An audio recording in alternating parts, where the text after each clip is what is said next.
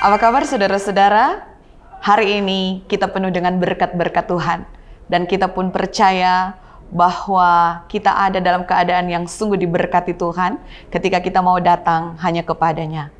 Pagi hari ini saudara-saudara, sebelum kita beraktivitas, mari kita membaca Alkitab dan merenungkannya. Marilah berdoa. Bapa Surgawi, kasih-Mu sungguh besar dan melimpah dalam kehidupan kami. Pengenalan akan Engkau, hidup dalam Engkau, sungguh kami butuhkan dalam kehidupan ini.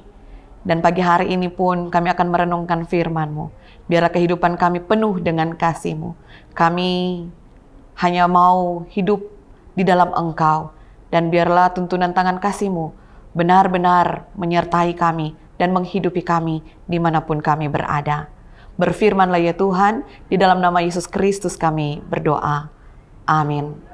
Saudara-saudara, bacaan Alkitab kita di hari ini terdapat di dalam Filipi pasal yang ketiga, ayat yang ke-10 sampai ayat yang ke-12 yang berbunyi begini. Yang ku kehendaki ialah mengenal Dia dan kuasa kebangkitannya dan persekutuan dalam penderitaannya, di mana aku menjadi serupa dengan Dia dalam kematiannya, supaya aku akhirnya beroleh kebangkitan dari antara orang mati. Bukan seolah-olah aku telah memperoleh hal ini atau telah sempurna, melainkan aku mengejarnya, kalau-kalau aku dapat juga menangkapnya, karena aku pun telah ditangkap oleh Kristus Yesus. Saudara-saudara, sepenggal lirik dari sebuah lagu berbunyi begini. Hidup yang kupilih membuatku berarti, karena Yesus Tuhan tempatku percaya dan berharap. Saudara-saudara, kalau kita mau ada dalam tangan kasih Tuhan, maka kita akan benar-benar menikmati arti lirik lagu yang telah dinyanyikan tadi. Hidup yang kupilih adalah mau hidup di dalam kasih setia Tuhan. Nah, itu pun yang menjadi harapan dari Paulus kepada jemaat yang ada di Filipi. Karena apalah artinya hidup ini tanpa Yesus?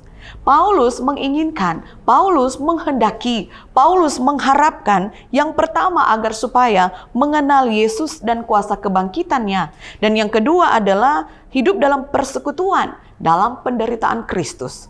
Mengenal Kristus, saudara-saudara, itu berarti menata kehidupan kerohanian kita, di mana perilaku kehidupan kita sesuai dengan Yesus Kristus, di mana kita bisa membedakan mana hal-hal yang baik yang harus kita kerjakan dan mana hal-hal yang tidak baik yang tidak harus kita kerjakan, saudara-saudara.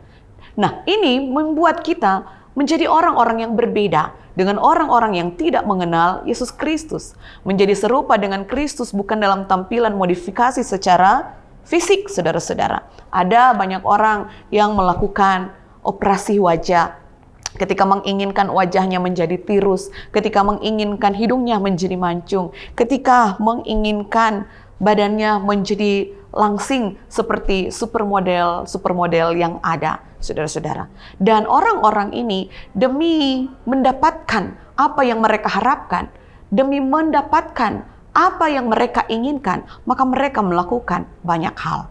Saudara-saudara, di lain sisi, apakah orang-orang yang bobot badannya tidak langsing, bobot badannya tidak seperti supermodel? Apakah orang-orang yang hidungnya tidak mancung? Apakah orang-orangnya yang memiliki wajah bulat juga disebut orang-orang yang tidak serupa dengan Kristus? Itu menjadi persoalan bagi kita. Menjadi serupa dengan Kristus yaitu ketika kita mau hidup benar-benar di dalam Dia. Apa yang disampaikan oleh Paulus kepada jemaat di Filipi ini, saudara-saudara, merupakan suatu tantangan bagi kita. Ayat yang ke-12, di mana Paulus dengan semangat mengejar apa yang hendak dia kejar, yaitu untuk mengenal Kristus lebih dan lebih lagi. Itu berarti ada kerinduan di dalam dirinya untuk benar-benar hidup di dalam kasih Tuhan. Nah, hari ini, lewat firman Tuhan ini, mau mengajak kepada kita semua, mari kita mengenal Kristus lebih dan lebih lagi. Kalau kita hidup di dalam Dia, maka senantiasa kita akan mendapatkan damai sejahtera. Dalam segala keadaan, Paulus mau mengingatkan kita, hiduplah di dalam Kristus. Dahulu dia adalah seorang penganiaya jemaat, tetapi ketika dia diubahkan Tuhan, ketika dia hidup dalam pertobatan di dalam Tuhan, dia menjadi orang yang sungguh-sungguh bersemangat untuk mencari wajah Tuhan. Kiranya firman Tuhan hari ini boleh menjadi sesuatu hal yang indah untuk kita lakukan, kita diingatkan untuk tetap mencari dan mengenal Yesus Kristus dan hidup di dalam Dia. Mari berdoa.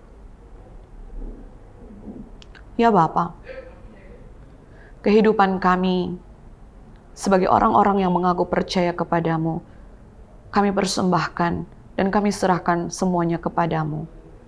Dan biarlah kami benar-benar hidup di dalam Engkau ya Tuhan.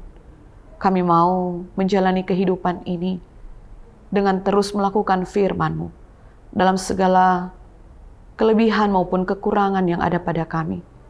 Kami memohon tuntunan tangan kasih-Mu selalu tetap menjadi bagian kehidupan kami. Tolong kami semua ya Tuhan, ubahkan kami, dan biarlah langkah-langkah kehidupan kami seperti apa yang Engkau harapkan. Tolonglah kami semua ya Tuhan, di dalam nama Yesus Kristus kami berdoa. Amin. Agunglah kasih